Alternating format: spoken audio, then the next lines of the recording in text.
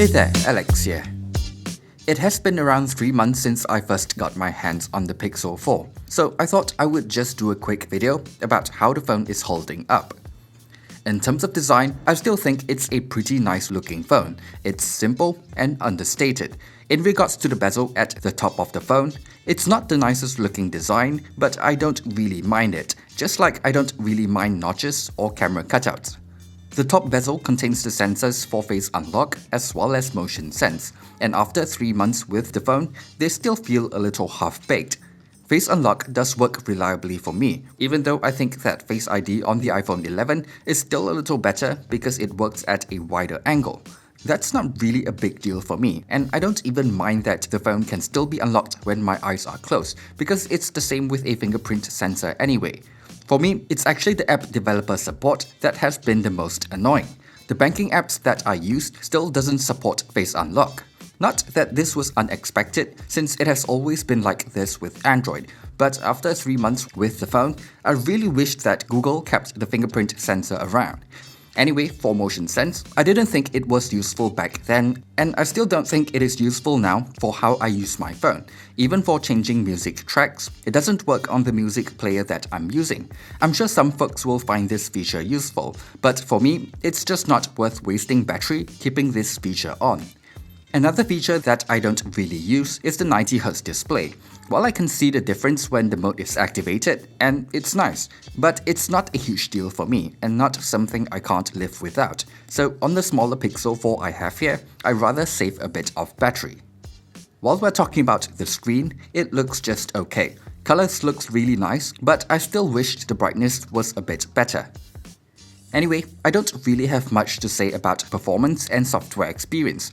It runs everything I need it to do well enough, and it's the same old smooth and clean Android experience that I've been getting from past Pixel devices.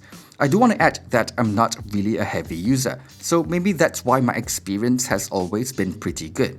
That said, I really wish Google will add in more basic features like screen recording and taking a long screenshot, because those are really useful, and needing to download a third-party app to do all that is not a great experience considering how much junk is in the Play Store.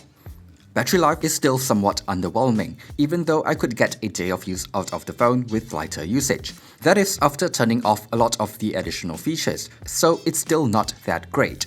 Normally, I just do a quick top-up midday just so I don't have to worry about battery life at all. However, it does mean that the battery is going through more charging cycles, which means it's going to deteriorate faster, and I can already imagine how worn out it is going to be a year or two down the road. I get that it's a small phone, but I can get better battery life from the Galaxy S10e, which is smaller in size and has a larger battery. Camera experience is still excellent when it comes to photography, and I'm still enjoying how easy it is to capture great looking images on the phone, especially the improved white balance. I didn't really talk much about the dual exposure controls in my initial review, but it is a really nice feature to have for capturing shots like this. Video capture is still just average, but as a whole, the camera experience is still great for me. Overall, I still think it's a nice phone to use, especially if you are a fan of what Pixel devices are all about. It takes great looking photos, the software experience is clean, and it gets fast software updates. The rest of the phone has its shortcomings, and I personally don't find a lot of the additional features useful, but it's still a relatively complete package. The stereo speakers still sounds great, there is wireless charging, and IP68 dust and water resistance. So if that's all you care about, and you're okay with paying a premium for that Pixel experience, the Pixel 4 is still a good phone.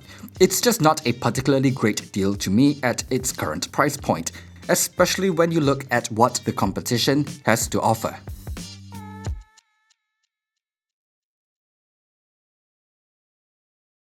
Thanks for watching this video. If you've enjoyed it, be sure to leave a like and subscribe to the channel for more content in the future. Thanks again, and see you guys on the next one.